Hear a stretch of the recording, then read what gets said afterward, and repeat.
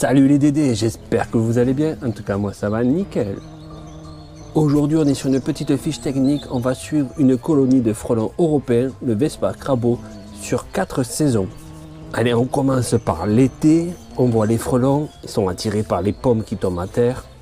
Les frelons ont installé leur nid en hauteur, dans le creux d'un arbre, d'un pommier. Bien malin, juste à côté de la nourriture. Quand il fait très chaud, une sentinelle se met à l'entrée du nid et bat ses ailes. Tout ça, c'est pour aérer le nid. À l'intérieur du tronc, un nid construit en papier mâché.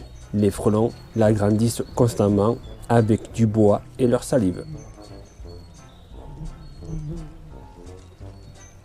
Mais les ouvrières ne font pas que ça. Elles s'occupent aussi de nourrir les larves.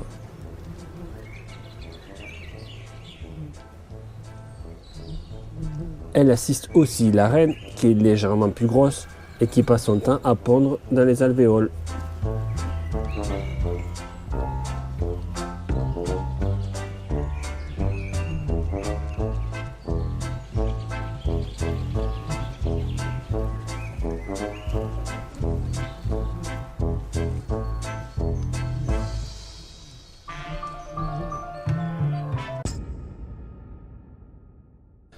Nous sommes en automne, l'humidité est présente, mais les frelons sont toujours actifs, bien costauds ces petits frelons. Et bien malins aussi, ils rétrécissent l'entrée du nid pour garder la chaleur à l'intérieur. De toute façon, les frelons sont condamnés à mourir puisqu'ils se nourrissent de protéines animales et qu'en hiver, il n'y en a plus. Et ce ne sont pas des abeilles, ils ne font pas de réserve.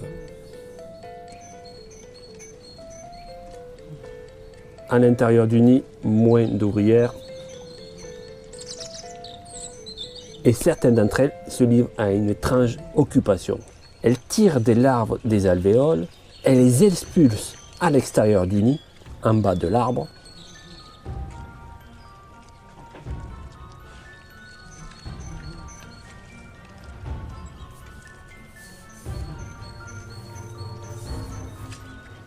En fait, les ouvrières ont éliminé des bouches inutiles à nourrir. Il faut s'économiser.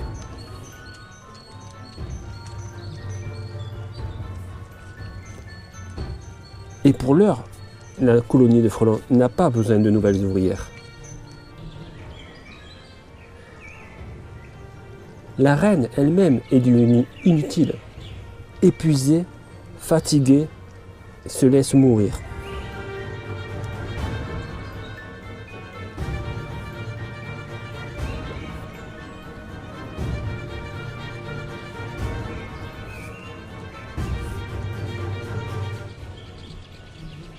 Seules quelques larves et nourries, ce sont les futures reines pour la saison prochaine.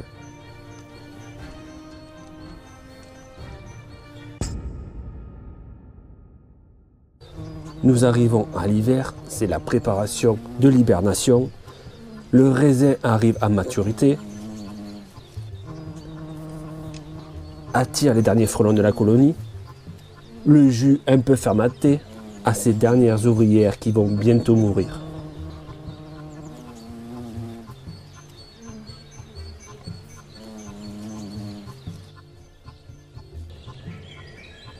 Seules les jeunes reines qui viennent de se transformer vont s'abriter dans un tronc d'arbre, dans le sol, pour commencer l'hibernation. Nous sommes au printemps, le retour du soleil.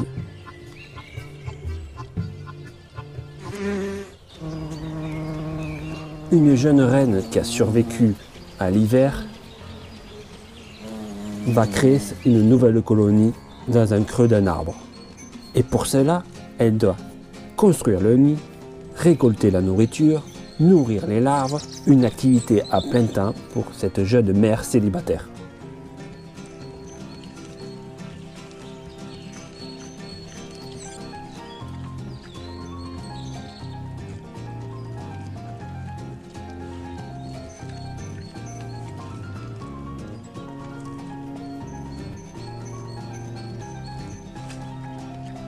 « 14 jours à avoir pondu le premier œuf, elle reçoit enfin de l'aide, une première petite ouvrière, qui commence de suite à bosser.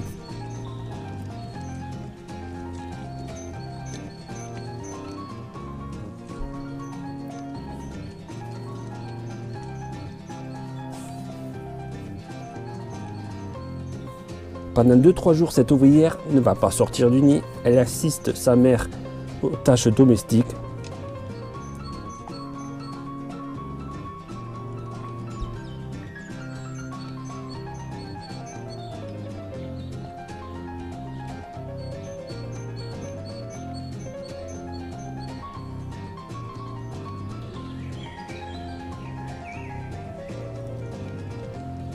Quelques jours plus tard, une nouvelle ouvrière apparaît.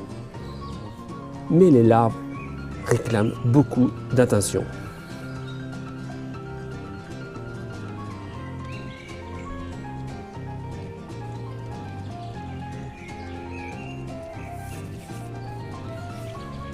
Les ouvrières commencent à sortir et commencent à se nourrir de la sève des arbres.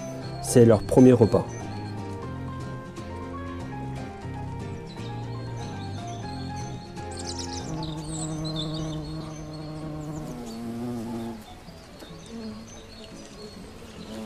Les ouvrières maintenant s'activent par dizaines pour nourrir les larves, mais pas seulement,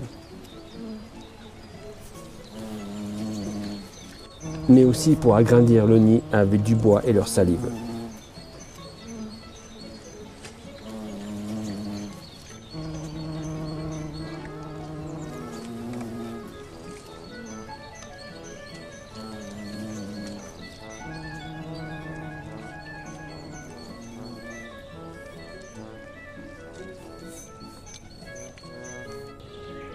Certains nids peuvent atteindre jusqu'à 1 mètre de haut et cessent de rajouter des nouvelles étages.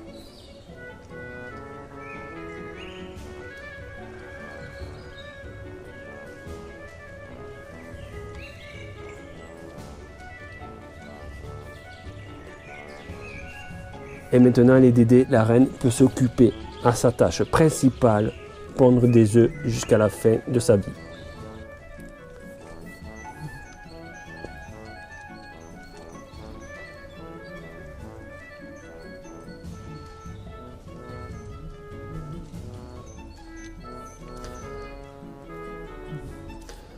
Voilà les Dédés, cette petite fiche technique du frelon européen est terminée. J'espère que ça vous a plu. N'hésitez pas à laisser un petit commentaire, un petit pouce bleu et je vous dis à très bientôt les Dédés.